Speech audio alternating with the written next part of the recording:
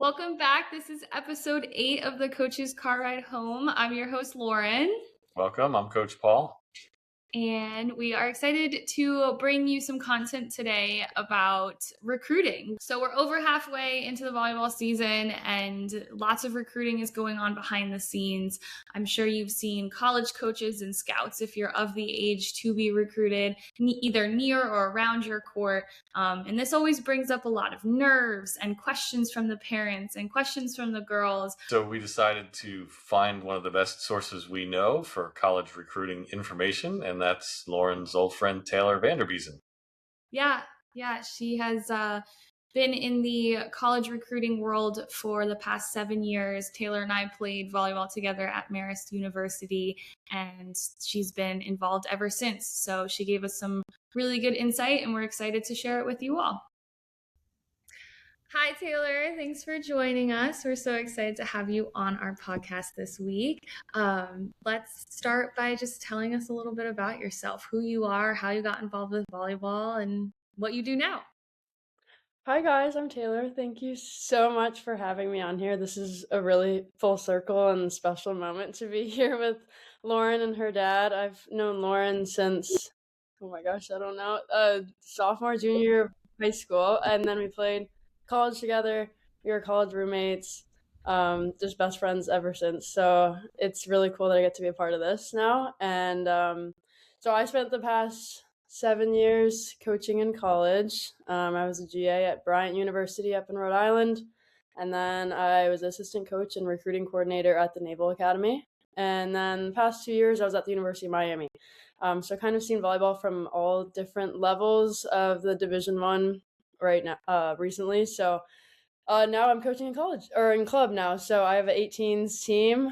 So seeing the sport from the other end now, the club world. Yeah, back into the club world after being in the college world for a long time is probably a little bit of an adjustment, but also probably a lot of fun. So we have we have a lot of questions for you regarding recruiting, and we're so excited to jump right in.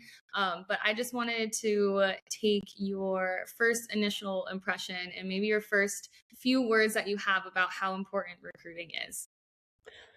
Oh, I love recruiting. It is like my passion when it comes to coaching and being a part of a college program was recruiting. And I think the biggest piece for me was just the relationship piece of recruiting. I got to get to know the girls, their families, their siblings. For almost 2 years is kind of the college process of recruiting. So 2 years before you even get to college. So I feel like I got to know them really well. And then once you get to college, then I'm coaching you on a more personal level because I know who you are, what you do. I've known the past few years of your life. So I love recruiting. I think it's really exciting that the girls get to find a home that is they're really excited about, and it's a great piece, a great fit for us as well. Why or how is it important to get that right fit, like in the recruiting process, to make sure you look at a bunch of schools and talk to a bunch of people to find whether it's academically right or the coaches are right or the philosophy's right? Why should people be thinking about that and not just, oh, I want to go to the best school in the country? Yeah, I think there's a lot of different reasons to choose a school, and now with the transfer portal, things are different these days. But it's important. I mean, just for me, like I went through the process. I know Lauren went through it too, and some people have that like aha moment when you step on campus, and maybe it's just like the feel of the campus. Maybe it's the distance from the school. If you don't like flying, maybe you don't want to go to the opposite coast of the country. Maybe it's just the relationship with the coaches, and you don't want to put too much into that because you never know if coaches change, but that is an important piece. And for Lauren and I, we were recruited under one coach, and then we had a different coach in college, and it was still an amazing school for us and a great experience. So it might not always be the number one thing, but coaches are definitely important too. And I think getting to know the girls and the team is the most important because those are the people you spend all of your time with, and the people that you might have in your weddings one day and will be your long-term friends. So it's an important part to feel like you fit with the girls that are on the team because those are the people that the coaches try to bring in. Yeah, definitely the culture. I think that's what, really brought us to Marist is we loved each other. We loved the beautiful campus, obviously, but I think we both kind of had that aha moment where we were like, yeah, no, this is where we're going to go to college. So it definitely happens. And I know it's hard to explain to these kids that we're coaching in club, like just go on all the, go visit, go check out these schools, just see, because you will have that feeling. All right. So let's start at the beginning. Like, what age do you recommend that they start looking into the recruiting process? I think you can start, as early as you can, to just kind of like get your name out there. I mean, right now, like I would say your 16th year is the most important. That's where a lot of coaches spend a lot of time at your 16 courts. But you can start earlier. You can send emails early. I was looking at emails of kids in 8th grade. So sometimes you start really early, and that's okay. And it's great to kind of get your name in front of coaches. But I would say 16th year is kind of your big year and the good chunk of the recruiting year. And then that summer going into 17th season is where a lot of things can happen and recruiting really can pick up. And then you can start talking to coaches, going on visits, making commitments from there on out. I know every club is different, obviously. And our club, we really start focusing on recruiting in the 15th year. This is where we have them build their profiles and start getting used to making their videos and huddle and start just some emails to their top schools and things like that. Really focusing on look at the schools, look at the programs, look at where you might be a good fit. So by the time that 16 years roll around, they're really ready to jump in and full force with recruiting. What is it they need to do in those years, even prior to 16? What things do you recommend that they do to get ready? Should you start with identifying what might be a good school fit or a fit for your talent level, or just go out and blast a lot of places? What's the best way to go for it? Having an idea of what's the best fit for your talent level is helpful. I think that's what a lot of club coaches and club recruiting coordinators can kind of help hopefully guide you on the right path of what would be a good level to target. I would say before 16th year, it's great to go to some camps. Then while you're at camp, you can get coached by these people and see this is someone that I see myself in practice with every day. Or hey, that gym was really weird, I don't want to be there. Or you can see the school, you can see the cafeteria, you can see the dorms, hopefully. So I think camps is a really good way before that 16th year to explore a little bit more of the colleges and meet some more coaches. That's awesome that you brought that up, because one of our parents actually had a question about camps. Just how important is it to go to a camp if you're interested in a school, or is camp a good place to be recognized if you are a standout player or something like that? Yes, I definitely think camps are great. I always say be careful with camps, because I think there's obviously a lot of schools just want a ton of players to come to camp because they make money off camp. So I think utilizing your resources at the club, like I said, the college or the club coaches, the club recruiting coordinators, they can kind of help out a little bit more, guiding you until which camps would be the most beneficial for you and which ones would be maybe a good fit, or maybe this is a camp that you should go to because they are recruiting a 2027 outside and you're a 27 outside. So finding a good match there with all of the camps and kind of organizing which camp invites you have or which days you have open in your busy summer. But I do think getting out to camp is super important, and it's a good way to show off in front of the coaches while you're there at their camp and being coached by them. How does somebody find out that they're recruiting a 2027 outside? Is that something that you would find in the email process back and forth with them, or at a camp, or because the kids, you can't really talk to the kids at a younger age. So how's that information available? Yeah, that's tough. When you're younger, I would recommend talking to your club coaches, club recruiting coordinators, because they can always talk to the college coaches and find out a little bit more about their needs for the upcoming years. If you don't have access to that, I think just starting with looking at their roster, and you can kind of see this person's graduating, they're graduating 2 setters, they might need at least 1 in my class to get a good idea, or you can maybe see looks like they like to carry 4 middles on a roster, so I would be the 6th, I don't know. So you can kind of start mixing and matching some pieces there, but I would say getting to talk to club coaches and recruiting coordinators would be really helpful because they get a Yeah, lot of inside scoop.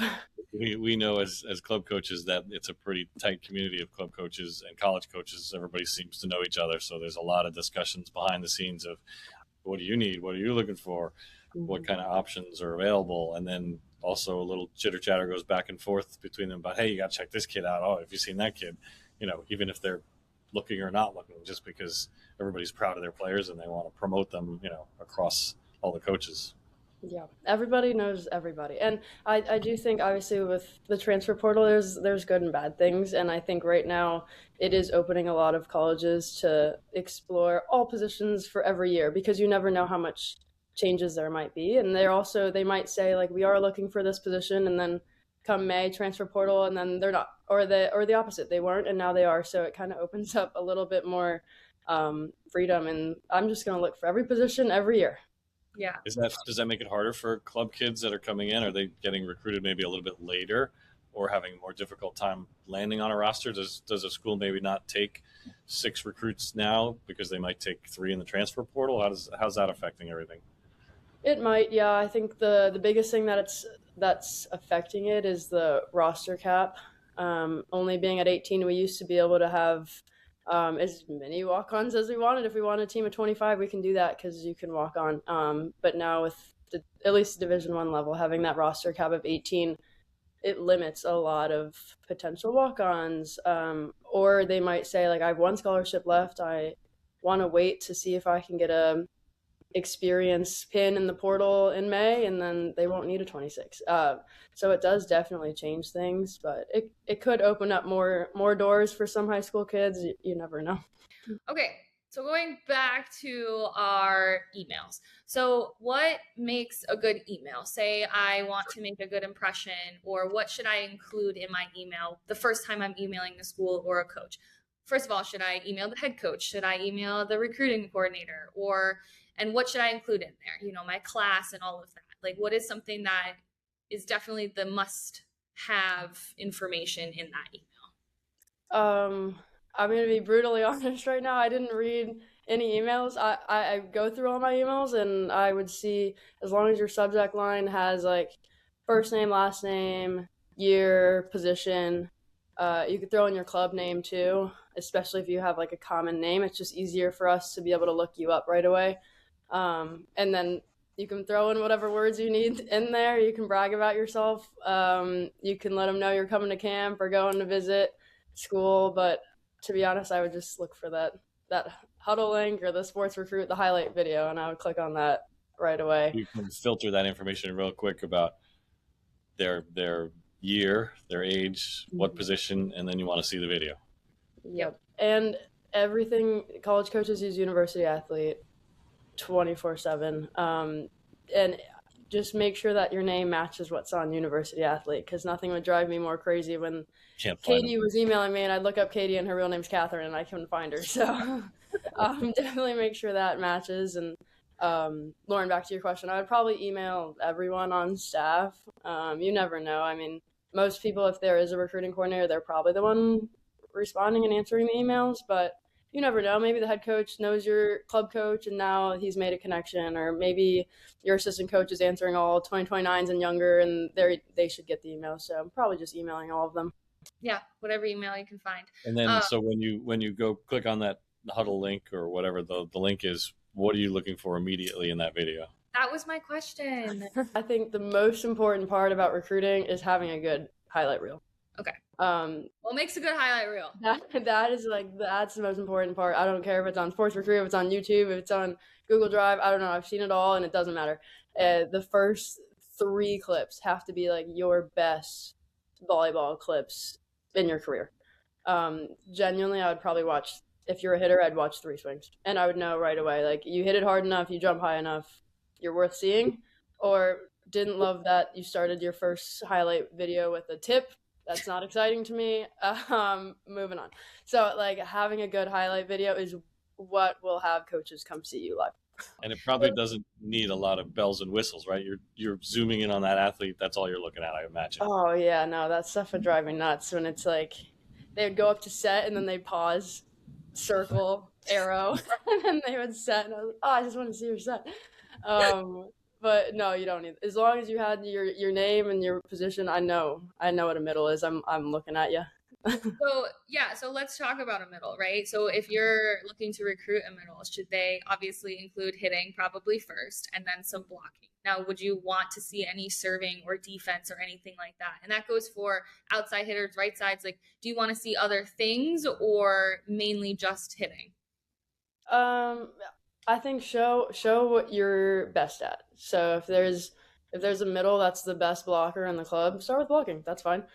We can see how high you are and good handwork, and then show some hitting clips. Or if you're really great on slides, go ahead. All first 3 clips slides. Just show whatever's you're best at. Serving, I don't love serving in film. Maybe a libero you can throw in some, but the hustle plays starting first. I don't really need to see you running into chairs with one arm. As like your best play. That's great, but can you pass? Yeah. Liberos, I would say start with passing. That's a lot of people want to start with digging because it looks cooler, but passing is what college coaches need in a libero. You got to pass. So yeah. I always say start with passing, then digging, then maybe out of system setting, then serving. But I would say serving last for everyone, and then show your best things first. That's super helpful because I know because you may never get past the first 3 clips, right? And our kids love those hustle plays. They're like, "Look at this awesomeness!" I'm like, "But that's not what they want to see. They want to see you go hard." You know what I mean? It's like libero passing a free ball, and I'm like, "That's not helping me." I'll do that. Okay, cool. So stepping away from skill wise, now I know in videos, like really you're only looking at skill, but there's a lot that makes a good athlete. What else are you looking for? Once they're finally on your list, you go to the court. Are you looking at other things in this athlete? Maybe attitude, maybe the way that they cheer their teammates on, things like that. Yeah, I would say the skill is what gets the coach to see you. And then once we're at the court, this could be different for every coach, but I like watching when the coach coaches you. How do you respond? Like, are you looking them in the eyes? Are you nodding? Are you like a yes coach, or did you like fully turn your head? I like seeing if you get pulled, what that looks like. I like seeing when you make an error, what's next? Are you like shying away from the next ball? Or are you like, no, serve me again? I like some kind of interaction or just like a court presence. I think especially for like setters, I kind of want that person to be like the leader and like, does it look like people follow you? Does it look like you can direct the court without being like bossy? Just like she has a good court presence about her. Those kind of things, yeah, they definitely play a role when it comes down to like we're trying to figure out who's number 1 and number 2 on our list, and their skills both really good. So you got to find what's next, and if one person just has a better personality or is more coachable, then that's a no-brainer. I have a question about how to get you to come see a player on the court, right? So you've seen their game film. Do you decide right away, I want to see this player or not? Should they follow up with you and say, hey, I'm going to be playing at this tournament or that tournament? Should they send you multiple clips? How much is pestering you, and what's a good way to get you to come see that player? Honestly, just the highlight video. I don't know how every coach did it. Like for me, if the highlight video was good, then I would tag them and make sure I saw them at the next tournament that they were at. A lot of kids love sending, like, I'm on court 68 at 1, 2, and 5, and that's fine. You already know that. But we already have that. Yeah, that's why we're always on our phones, because we have your schedule. So they're either you either put them on the I want to see them list or not. Yep. And if you want to see them, you're going to go see them. And sometimes it did help me, like if a club coach or recruiting coordinator was like, hey, so-and-so is super interested in your school. Would you be able to see her? Then, I would kind of go out of my way if it was like a friend or someone that I knew, or if I knew like you're number 1 on her list, then I would kind of be able to at least give them some feedback of I'll go see her and maybe she stays on our list, or maybe like, sorry, not. And then how many would you see at a tournament? Would it be like, okay, you got 10 kids you're focusing on, or are you seeing hundreds of kids to kind of narrow your list down to these are my keepers? Yeah, I think that kind of depends on the level that you're at. Like, at the mid-major, I would try to crank out the 100 a tournament. I would just try to make notes on as many kids as I can, and if they emailed us, then I already had notes on them. Like your net is just much wider, but once you get into the P4 world, it's kind of there's only a certain amount of kids that can kind of play at that level and that we've been aware of. So we go see those kids. So for me, I would try to see 3 or 4 courts an hour, which on that court might have like one player I need to see, or maybe up to like 3. And then like my head coach, probably 1 or 2 kids an hour. So and that's for 2 days, 1.5 waves. Like it's not that many kids. Once you've identified kids and you've seen them, what's the next step? Do you reach out to them?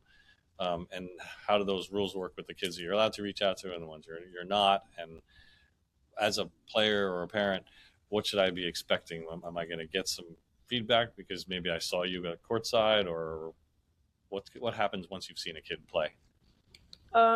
Again, different for every school. Like some people might just say like, yep, still good, she's still on our list, and then you might not get much from them at all. For me, I would reach out to the club coach or the recruiting coordinator and just let them know. We're only allowed to say that we have general interest in a kid, so I would make sure that they knew that we had general interests. And then I was allowed to send like general admissions info, like basic school info, and then camp info. So all the kids that are receiving like all the camp info right now is probably because they saw them play, they like them. That's the only thing we're allowed to send until June 15th going into junior year. So maybe some camp info is usually a good sign that they saw them and liked them. And once that June 15th junior year comes along, now what happens? Then it's fair game. We can talk, we can text, you can ask what we're looking for. It kind of depends on the level with how fast June 15th goes. Some people will offer right away. Some people ask you to come to camp then. You'll see commitments right away, and then sometimes you don't hear anything, and that's totally okay. And the process just, it can go until, I didn't even commit until senior year, so it can go late, but fair game then. My next question is about social media. There's a lot of social media that these kids are getting involved in. Does that play a role in recruiting? You know, what they have on their social media, what their presence is, and like what that kind of is about. Like I know a lot of these girls have their personal accounts, but also volleyball accounts. Like, is that at all looked at? I think the volleyball account was helpful for me. I'm on Instagram all the time. I follow these kids, so I would see them often. There's some head coaches out there. There's some coaches out there that just don't get into Instagram. So I wouldn't rely on Instagram volleyball page as like your primary recruiting page, just because there's some coaches that don't even have Instagram. So it's not great for them. And then as for like the social media piece, like just a reminder, like I would save a lot of these kids' phone numbers in my phone and wait like until June 15th. I would have their numbers. I'm not allowed to text them, but I would have them. Every time I save a contact, it comes up in TikTok as like a recently added contact. So if you're up there shaking your butt on TikTok, I'm getting that. Like that's coming on my For You page. So not saying it's good or bad, but just reminder that like we see those things. Yeah. So again, I've heard horror stories of it changing scholarship. Like people have been taking back scholarships because they don't like what they see on TikTok or Instagram or whatever. I think it's just big when you're comparing a really close skill level gap. Then you could always say like, this kid looks like a partier and this kid is, nothing to worry about on her Instagram. So what about academics in this kind of same question area? How much are academics playing a role? How well am I doing in high school, and how does that, carry over into my recruiting world? Important. I hate saying this because I think academics is like, it's so important. I think that should be a big part in your decision-making process, but I do think like as you get to the higher levels of volleyball, it becomes less important. It's just like volleyball is your job, and if you're not great at school, we'll find a way to get you in. But I think for the mass majority of college recruiting, academics is still super important, and that plays a big role. Again, like skill level similar, but this kid's going to be an issue in school, and this kid's going to be super easy and nothing I have to worry about outside of practice, and that's a no-brainer too. What advice would you give for a freshman or sophomore going into like the very beginning stages of their journeys? This is crazy, but I know, like I always tell younger players to just find ways to enjoy volleyball, because the whole reason you're going through this recruiting process in college recruiting and college volleyball is because you love volleyball. And I think right now it's really hard to always like enjoy it. It almost seems like a job already, because it's like, I want to play in college, so I need to do 5 lessons a day and 3 practices a day and watch film and make highlight videos and send out 4,000 emails. But like, this should be really exciting, and you don't have to go to every camp. You don't have to go to every lesson possible. Like, take some time away from volleyball, because then it makes you miss it. Like, I do hope there are still kids having summer vacation and like spring break. Like, good, take some time away from it, and then when you're away, then you miss it a little bit more, and then you want to play more volleyball. But I mean, do some research. I think it's great now that we have like pro volleyball out there, so you can kind of see like what it's like at this level. Now we have Division 1 volleyball on ESPN like every night in the fall. Like, go watch volleyball. Like, it's cool to see. Not only can you see like the level, but you can see like, let's just spend the night watching all of the setters tonight. Like, what do they do that I don't do? What do they do that I like? What can I admire? And for us, like, we didn't really have that. Like, I didn't know what a great setter was. Yeah. And now they have so many resources to be able to watch that. So just enjoy volleyball, watch volleyball, start with the recruiting process, just like maybe some ideas of like, this is what I'm interested in learning about. This is what I'm interested in visiting. These are some coaches that I do or don't like. Yeah, and then start reaching out to schools. But yeah, I like that. I think too, have the conversation with your coaches, right? I think freshman and sophomore year, and your parents. I mean, I remember like Dad and I, we had the conversation, like, what is it going to work for our family? Like, can I make this school work? Do I need to go? Can I go out of state? Do I need to stay in state? Is this level actually appropriate for me? Right? Like, those hard conversations, I feel like freshman, sophomore year are so important. Talking about misconceptions too, what I thought of was explain how scholarships work, because I think a lot of parents and players have this misconception that, oh, if I work really hard, I'm going to get a full ride to this great, big D1 school. And that works for the top players, but it doesn't work for everyone. So how do scholarships work all the way down through the lower D1 schools and even the other schools, as far as shared scholarships, partial scholarships, no scholarship? What's the reality of the situation? Yeah, not everyone's going to get a scholarship, and that's okay. That doesn't mean you're not good at volleyball.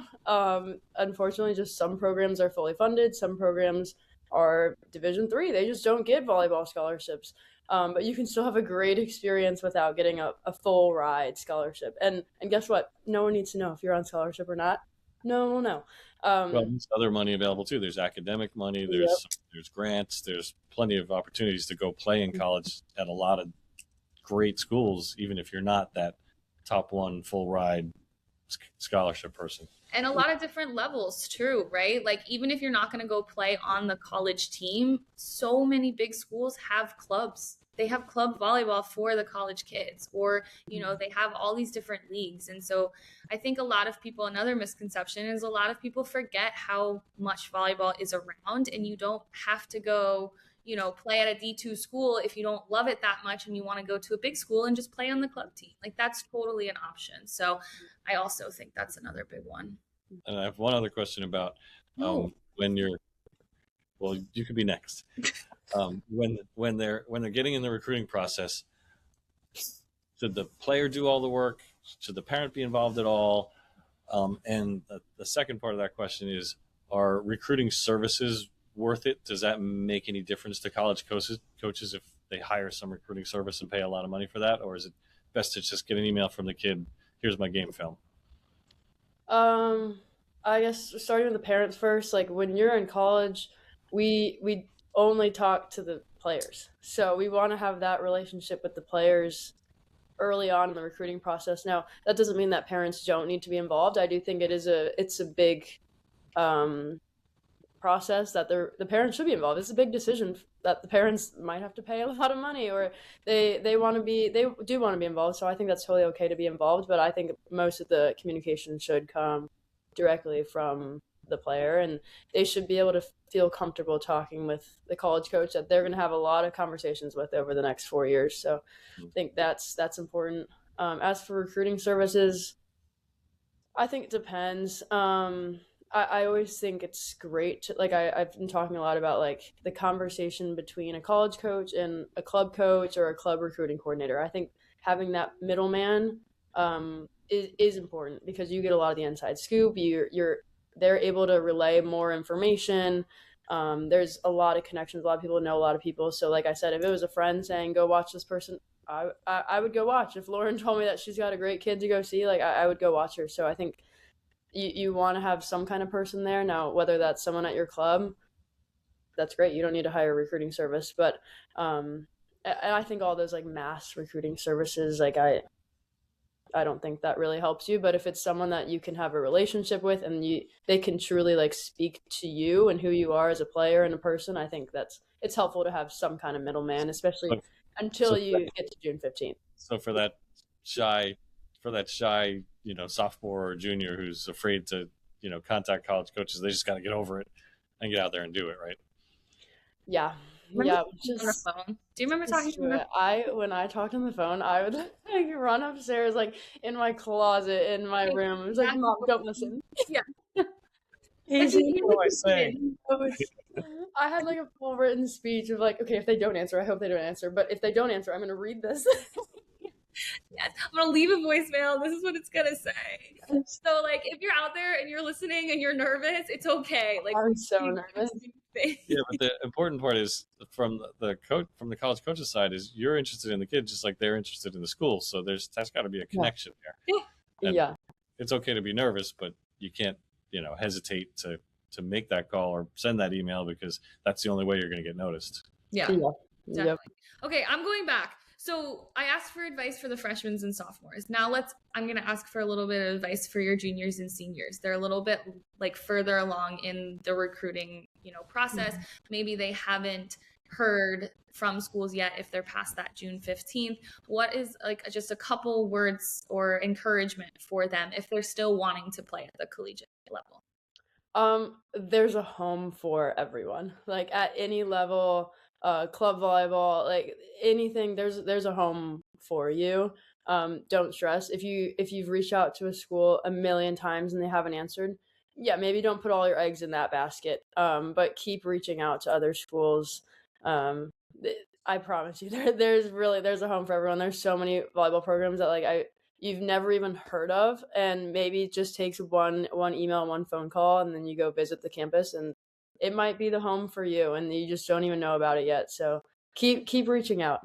Yeah, we were coaching an 18s team one year, and it was towards the end of the season, the second to last tournament, or maybe even the last tournament, and the court was surrounded by college coaches who still needed to fill their rosters. And as soon as the game ended, they all came up to myself and the other coach, and they said which players were uncommitted because they needed to know who they needed to go talk to right away and find out if there was an opportunity there. So it's never too late. It's never too late. All right. So now for the parents, what advice do you have for these parents that are helping their kids along on the journey? And, they spend countless hours in the convention centers and behind the scenes, and they pour all their love into their kids. Like, do you have any advice for them?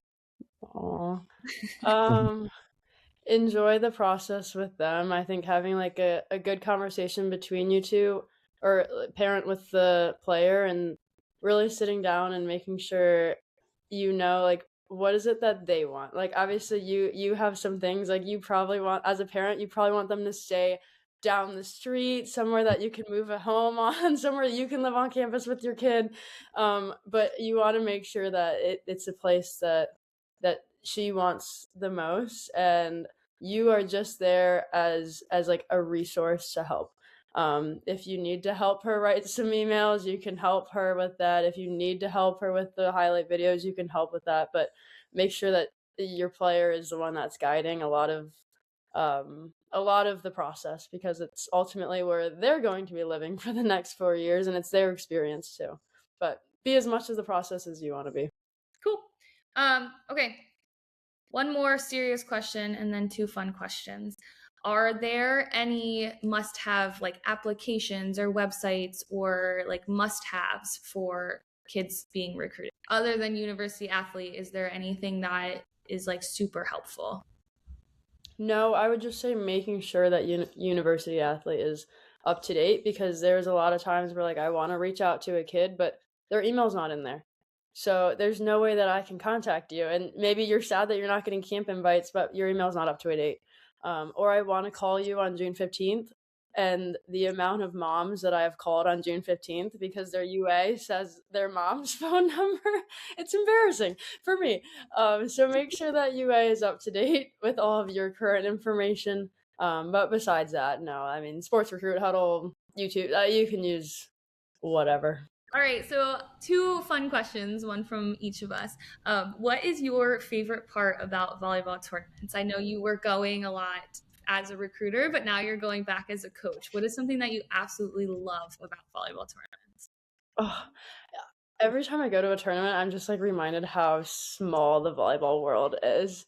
Like I start to learn all the different college coaches, and then this past weekend, one of the refs came up to me and was like, "How do I know you?" Like you get close with the refs, you get close with the coaches, the parents. You see people that, like Lauren. I mean, how many times have we met up now at tournaments? You just like see a bunch of old friends. And the volleyball world is, it's just like truly so special, and to be at a tournament and then everyone is there that you've you've seen over the years, it's just really special. Yeah. All right, so you've been a club coach, a college coach. What do you miss most about your playing days back at Marist with Lauren there? Oh man, there's so many days where I'm like, I just wish I could play in a practice. I just want to play. I want to compete. I like get jealous sometimes of my own practice plans because I like want to be in there. I just miss competing. Like it's you can only compete so much as a coach. You know, you feel it like on the sideline or flip and score in practice, but like to actually be in there competing day in and day out with your best friends, that's like something so unique and something that you only get for so long. And now I'm trying to find like adult leagues and ways to like stay involved and still competitive, but What we I just can miss being have, with all my have girls. fun and enjoy it while you're doing it, because it doesn't last forever, and it's such a Yep. great thing. Yep. So thank you, Taylor. Thank you for joining us. It's really You? been an honor. We're so thankful to have you in our volleyball community as a resource, and I'm always texting you asking questions. So I'm really thankful. Thanks for joining us today and answering our million questions. And Yeah, I'm it was excited great. to see you soon. Thank you guys. Thanks. Wow, that was a lot of great information from Taylor. I'm so glad she joined us. She really gave an insight into what's going on behind the scenes from the college coach's perspective, something that players and parents rarely get a look into because you're on your side of the computer worrying about what they're doing on their side of the computer. So thanks, Taylor, and I hope this helps some of our listeners, get through this process. Yeah, huge shout out to Taylor. We're so thankful for her, and players and coaches and parents. Just a reminder going into your tournaments this weekend, make sure you send those emails. Make sure you include your name, your age, the year you're graduating, the position that you are, and then your highlight reel clip. Make sure that clip has your first, Taylor said your first, or the first one should be your best 3 plays that you've ever had in your entire life. So go ahead and revise that this week before you send them out. Make sure your university athlete is up to date with your phone number, your email, not your mom and dad's, but yours. And good luck this weekend.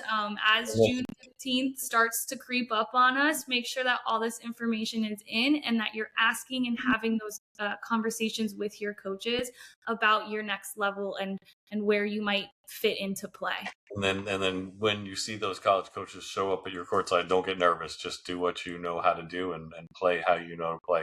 They may be watching you. They may be watching someone else. They may notice you.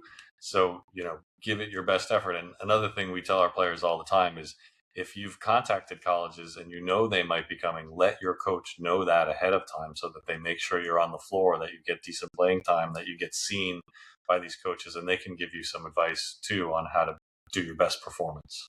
Yeah, definitely. And always, we're here for you. If you have any questions, don't hesitate to reach out. Our email, thecoachescarridehome@gmail.com. Always comment and like below, and share this video with anybody who might be interested in playing at the next level, no matter what that looks like. So everybody can have some questions answered, and we're here for you. So have a great week. Good luck this weekend. And we're super excited. See you in Thanks. Chicago. Thanks for joining us. Good luck.